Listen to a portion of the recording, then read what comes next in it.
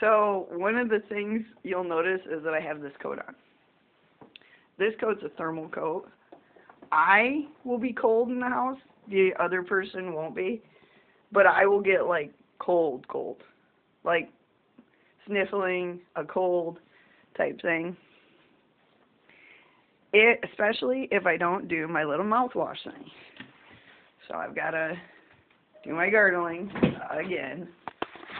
And then you'll notice that when I gargle, it's a lot harder for this tongue thing to start. But I only recently got a caseworker that was even worth. I mean, the first one was really nice, but it reminded me of mommy issues.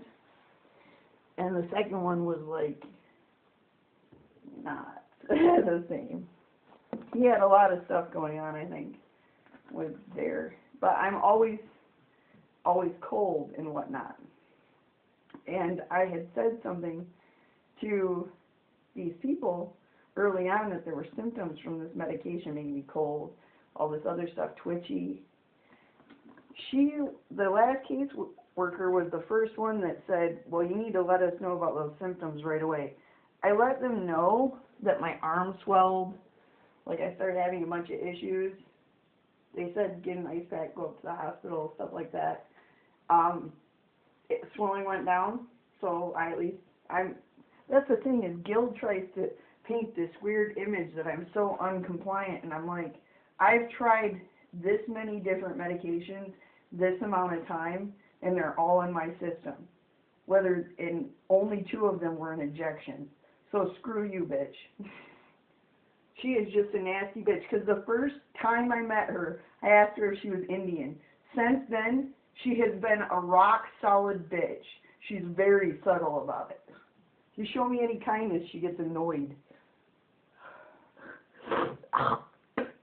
Like, bitch. And there's not any other options besides an Israeli, and I'm like, you look just like a terrorist. I mean, so much so that you guys could almost probably give each other blood.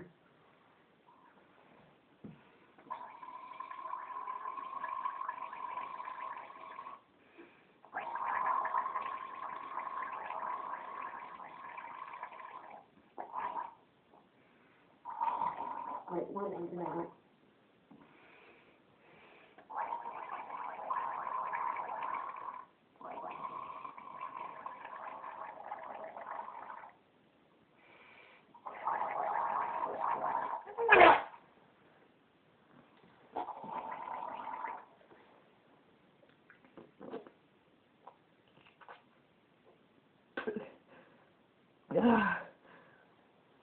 There's a lot more than what I put in the cup. It about doubles in size, if not triples. Starting to sound a little bit more like a girl.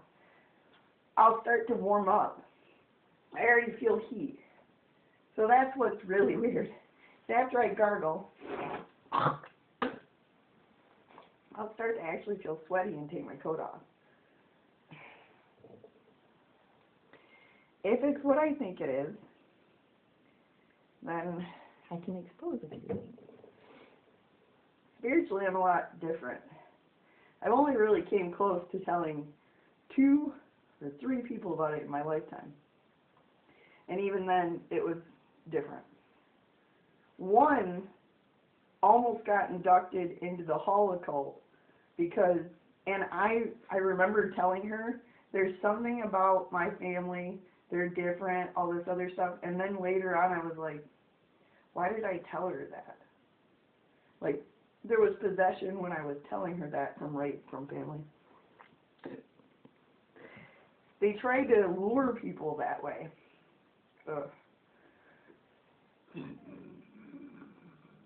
If I would have noticed that, I probably would have stopped hanging out with her, just to avoid them.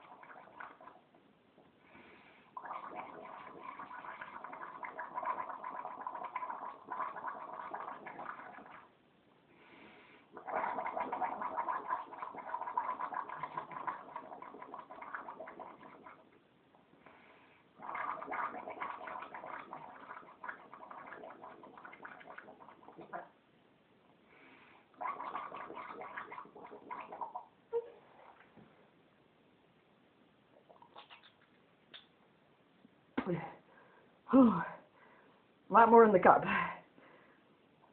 Ooh. I've been drinking coffee, so my teeth, my spit is a little different. It like causes spit. Well, I know a few things when it comes to salt. But in order for you to know it, I have to do something. I have to reveal that I know, and you know, which is interesting, you know what the source of life is.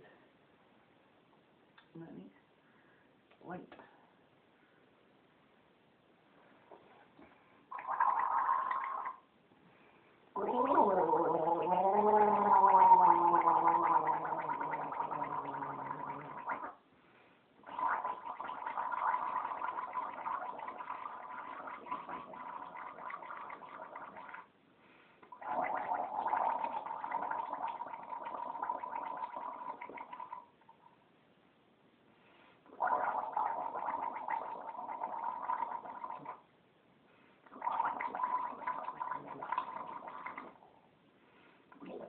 Mm. Mm.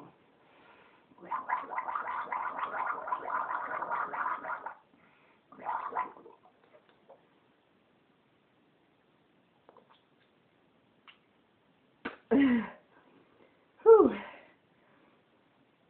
More in the cup. Ah. It was injection and possession to think of protection while being here. So one of the things Saturnists do is they try to occupy your throat. It's what he tries to govern in Greece. So if you're a Saturn worshiper, it has a lot to do with the throat and time and a lot of other stuff. Fallen Saturn worshippers will try to possess your throat.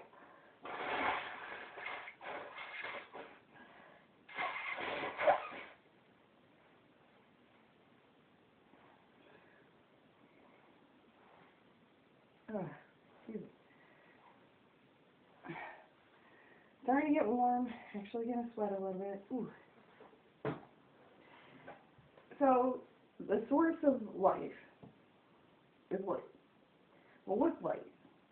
Do you know what lights up when you think? In your brain there's actually an emission of light. So a long time ago in a previous universe, the last remnant of that died. The last remnant of life. What sparked in this universe to spark life again was thought. So kind of like Platonic type theory, but different. Thought is a realm in a way, and when there was life destined to be in this universe, it spontaneously had a thought. That thought acted like a cell reanimating space in a certain spot. The rest of it has to do with sediment, planting. I mean, we're in a big hand. If you don't think something's big enough, when you live in a shape like this, to plant, you're just, at this point, evidentiary support. Alright? How long has it been? You know what I mean? Obviously, there's something bigger. And we used to be privy to see that, till we started tagging it. And then it became seeing something that was universally stuck. Like it mirrors itself, small and big does. Because your big that you witness with the universe is a small somewhere in here. So think of it like a movie playing, but it's organic. So there's an organic movie playing here, and a ball, and out there, in this denseness, in this ball, is black and white radiation in space. And it's like a dead ball. And it's where you put things that are nasty and of radiation and they don't need to get out again. You put them in that dead ball. Black, white, dead. Excuse me. When I say it mirrors itself, it's like a prison. You're not really exploring anywhere when you explore space, except emptiness, radiation, and black and white. There's color on everything that comes from NASA. It's just black and white out there. And it's radiation. There's nothing good for you out there. Now, I know this is a prison, and you're stuck. And no matter how much space exploration goes on or any of that other stuff. And you know what's funny? Is you know it too now. But you know it well enough to know it. Now, genius is where you take that and completely rip up the idea and think, well, what about something else? I did that for 30 years. Like, I've been thinking about this stuff since I was like 10. If you want to get into esoteric theories and all the other stuff, I've been thinking about it since I was like 10 years old. When I started knowing, well, before that I knew about life and death very young. So I started thinking about symmetry.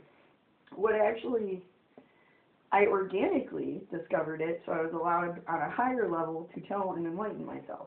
You have to do certain event horizons and get to certain spots to do that, to open, like, functioning knowledge.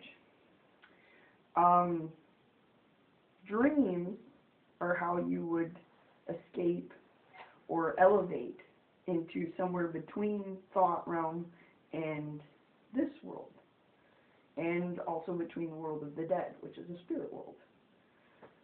The spirit world doesn't have anything to do with space. You notice that. I don't know how to tell you this, but it's black and white in the spirit world.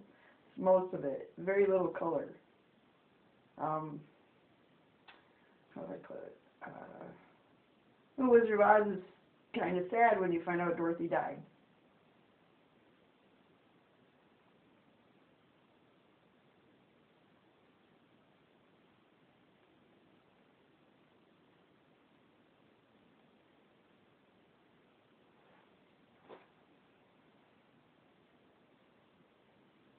She witnessed a way in the afterlife, which is different. But, and that's one where you follow a road. There's different ways in the afterlife that lead to different places. When you realize over the rainbow, if light is life, and it's over life, that it's death. Okay, that's what Oz is. Land of the dead. And she died in a tornado.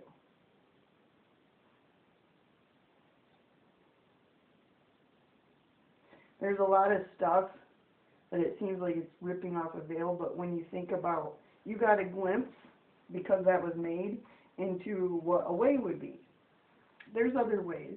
Buddhists have ways, but you realize that for a girl that doesn't know anything, doesn't think of herself as anything, she died in a horrific accident, there's still some wonderful land that she would go to, with like fairy godmothers and all this other stuff.